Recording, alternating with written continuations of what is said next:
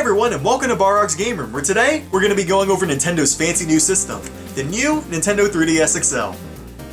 Yeah, I know, the name sucks. But then again, I don't expect anything better from the people who named the freaking console after the noise an ambulance makes.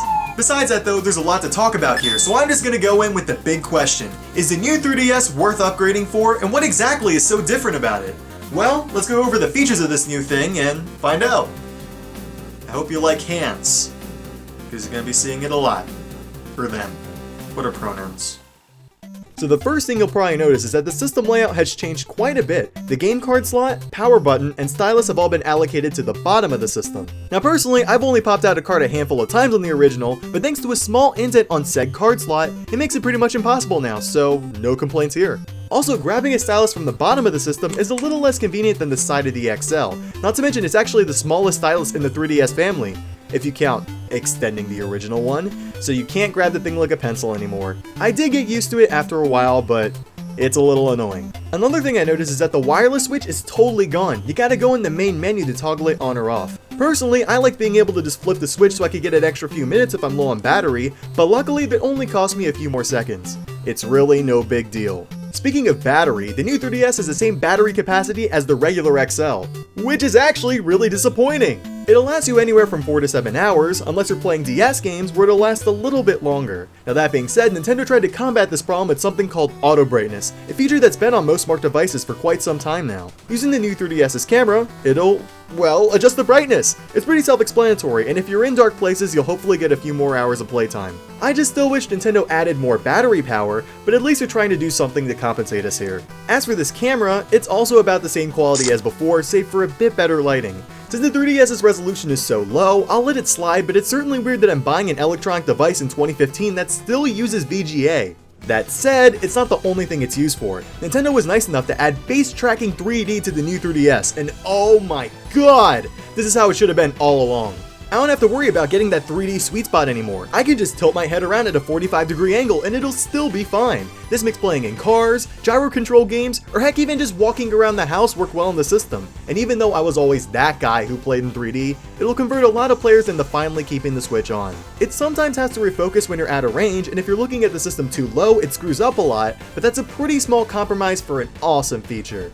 Oh, and another quick thing, the volume slider is just like the 3D slider now, where it's placed on the other side of the top of the system. I just found it pretty useful, and it's nice to know that you won't slide the volume on by accident thanks to the click. The speakers are also a bit louder this time around, so if you're in a busy area, you should still be able to hear your system. It's pretty cool.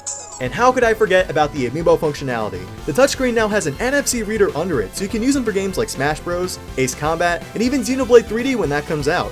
And can I just say how amazing it is to train Amiibo on the go? Just plop one in your backpack, train it, and feed it power-ups on your system, and then use it on the big console when you get home? Heck, as long as you don't leave Smash mode, you can just keep the Amiibo at home too. It's kind of like having a Tamagotchi or one of those smart pets, minus the endless crying and pooping. You know what I'm talking about. It's totally one of the best things about the system. The fun for Smash 3DS doesn't end there either. The added C button essentially works as a C stick, so I can finally pull off those charge attacks without jerking my circle pad all over the place. And some people, you know, breaking them. The C button's used for many other games too, including Circle Pad Pro games, and I gotta say, it works way better than I expected. It's kinda like those nub thingies that used to come on laptops, but way more responsive. Honestly, I would have preferred just having buttons lowered and having a second circle pad, but the C button is an alright happy medium that I have no real problems with. And that's not even the best part. The new 3DS got a CPU upgrade from the original. I don't know anything about hardware, okay? This is just what Wikipedia said. In layman's terms, the system is snappier, and games like Smash 3DS and Monster Hunter 4 have significantly lower loading screens and better performance. In fact, Monster Hunter 4's textures are vastly improved on the new 3DS, so I highly recommend playing it on there over the original. Also, Smash 3DS's hints are freaking unreadable now since it loads so fast, but I guess we can classify that under good problem. On top of that, your games will download faster on the eShop, you can go back to the home menu faster, and even shaves a few seconds off boot time. Unfortunately, this won't make your older 3DS games run any better, so if you're hoping Pokemon wouldn't lag in 3D, you're gonna be sorely disappointed. Hopefully some games will get new 3DS updates, but I'm not holding my breath, and I understand how allowing the faster CPU to be used would open a huge can of worms and bugs. It just kinda sucks. Now unfortunately, this is where all my negatives come in, and there's a lot of them. First of all, Nintendo went a step backwards and put glossy texture on the outer shell. Yes, it makes the system look sleeker for like 5 minutes until it gets full of fingerprints. Of course, being Balrog and all, I bought a Balrog custom skin from decalgirl.com for about $20, but it's still a major oversight. If you want to make your own custom skin, I put the link in the description.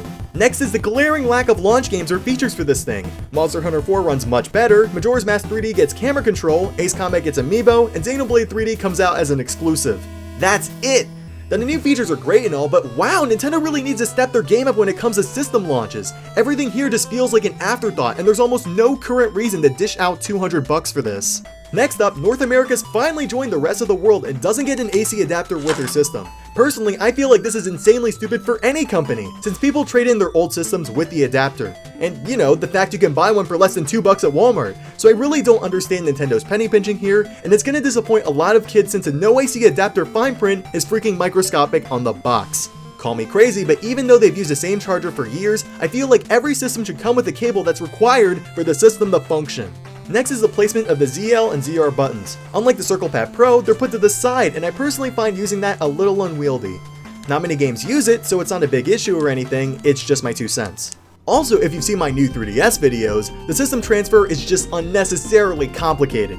If you have more than 4 gigs of games, you gotta pry open the back of your system with a very small screwdriver and buy a larger micro SD, since they switched over from SD cards. I'm guessing it's because it has a faster write speed, or because it takes up less space, or it's cheaper to make, but it's another $15 I had to shell out and a complicated process I had to go through, so I was not very happy about it. In conclusion, I really don't think the new 3DS is worth an upgrade at launch. For almost every new feature added to the system, Nintendo either took a step back or straight up didn't fix another aspect. If you think a couple new functionalities, a better 3D effect, and Xenoblade are worth $200 to you, then go for it, but otherwise I would definitely wait for a sale or until more exclusives are announced. It's definitely not a game changer, and to me, it was slightly disappointing.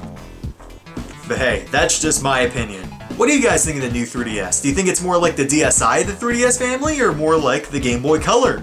Or both? Or neither? I'd really like to hear what you guys think. But anyway, you should know that I almost made a 3DS skin out of Steve Harvey's face. So, you know, it's probably something I shouldn't regret, but it would have been glorious. Don't give me that look. You don't know. Family Feud.